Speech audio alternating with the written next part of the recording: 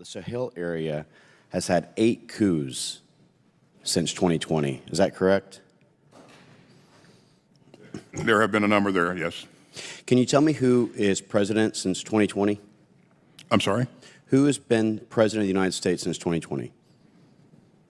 Of course, President Biden was inaugurated. And I want to go into Iraq for a moment. The amount of Iranian missiles and rockets that's been fired has been vastly increased between 2021 and 2024. Would you agree? Over 159 plus attacks? There have been a number of attacks. The vast majority of those attacks have been ineffective. And can you tell me who was president during this time? Of course, it was President Biden. What I would 2000, also tell you one is second, that, sir. Is that in 2019, we were able to put 18 historic peace treaties in place called the Abraham Accords.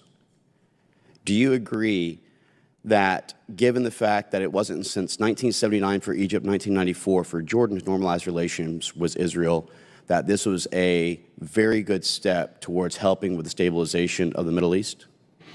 I do agree with that. And can you tell me who put that in place? It was a previous administration, obviously. Can you tell me who that was exactly, Mr. Secretary? Didn't think so.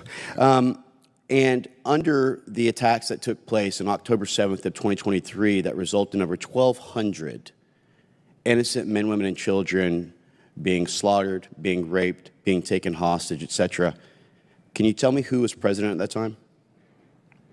Of course, it's President Biden. In 2016 and 2020, we recognized that 12% of global trade goes through the Red Sea. And in an effort to try and ensure the safety and security of trade and commerce, which would allow us to keep our goods down, there was a designation as a terrorist organization of the Houthis. Can you tell me who put that designation in place, sir? And it was the previous administration. And can you tell me who removed that designation, sir? Of course, it was removed by this administration. And can you tell me whether or not, just a simple yes or no, that we've seen an increase in disruption and attacks in the Red Sea under this administration?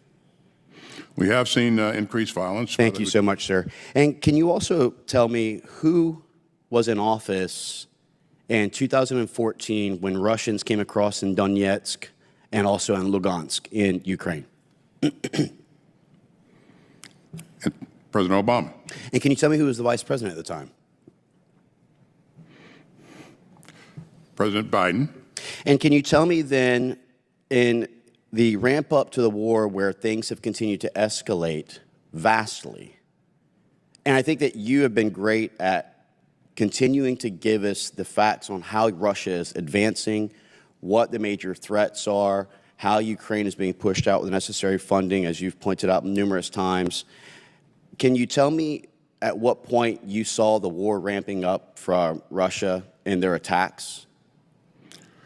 This is prior to the attack or No. recently? Can you tell me when you saw the greatest advancement in what year exactly?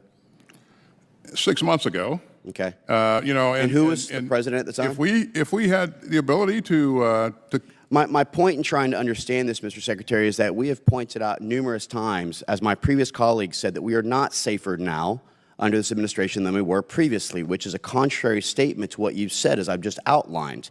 And not to mention the fact that your predecessors, let's just say in the Democrat administration, Secretary Robert Gates, he also made a comment that said, I think he has been wrong on nearly every major foreign policy and national security issue over the past 4 decades.